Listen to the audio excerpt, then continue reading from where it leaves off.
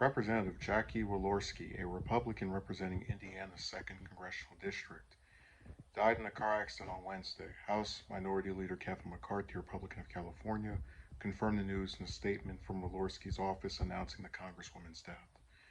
Dean Swihart, Jackie's husband, was just informed by the Elkhart County Sheriff's Office that Jackie was killed in a car accident this afternoon, the statement reads. The accident, a two-vehicle crash, occurred in Indiana at around 12:30 p.m. according to the Elkhart County Sheriff Office. Authorities said a passenger car traveling northbound collided head-on with a sport utility vehicle traveling southbound. Walorski, 58, was in the vehicle heading southbound with two of her aides, Zachary Potts, 27, and Emma yeah, okay, 28, both of whom also died, according to the sheriff's office. House Minority Whip Steve Scalise confirmed in a statement that two of Walorski's staffers died in the car accident. I am devastated and saddened to learn about the tragic passing of my dear friend Jackie Walorski and two of her staffers, Scalise said. The occupant in the vehicle traveling northbound was pronounced dead at the scene, according to authorities. The Elkhart County Coroner's Office and the Elkhart County Sheriff's Office are investigating the incident.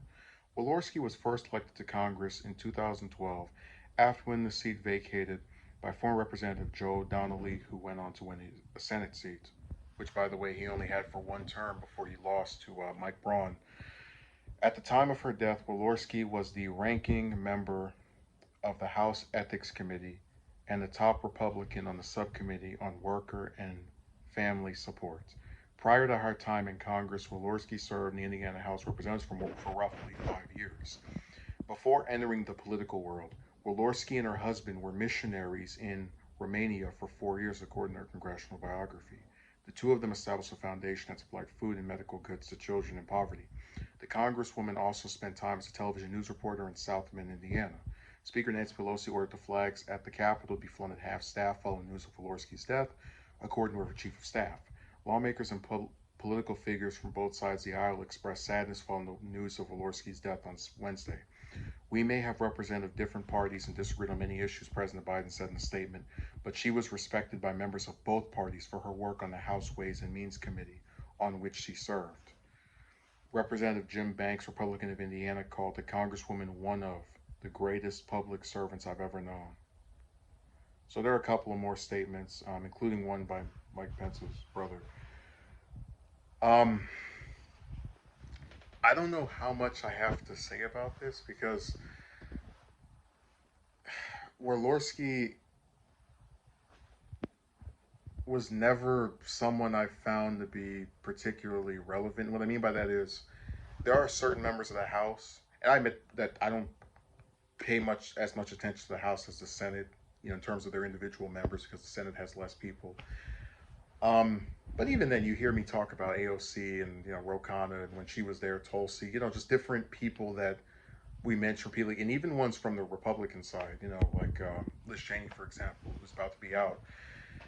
Um, so I'm not saying this to make fun of her, but or to like call her irrelevant. But I will admit that I had to be reminded of who she was when I saw it said rep, and I was like, I don't remember this um, member. But it's a tragic incident because I guess hearing Scalise give his condolences, I'm reminded of the morning, and I was actually asleep when it happened when he was playing a baseball game and was shot by the Sanders supporter that had lost his mind and attacked the Republican congressmen and senators for their political views. This is just such a sad and tragic accident. You have these staffers who are completely innocent, haven't done anything, having their lives cut short. And that's why I said that one of the most disturbing things that people like to do online is pretend that we all have this like plot armor and we're going to live forever. And oh, if somebody's young, then we can just guarantee that no matter what stupid things they do, they'll have time to make up for it. Or, it's just sad that people like when you see someone that's 27, 28 pass away in this tragic, unexpected, completely by surprise way, it really reinvigorates the idea that no one is guaranteed tomorrow. Even people that most certainly don't deserve to pass on in such a premature way. And all this was premature and tragic, and it's just it's a really sad thing. And again, even if Walorski wasn't someone I talked about, wasn't someone I probably agreed with, because that's just by default with Republicans. It's still not good that this happened, and you know, I wish that people would there is a pressing issue of a lot of deaths that come from vehicular incidents. You have people that don't have licenses, people who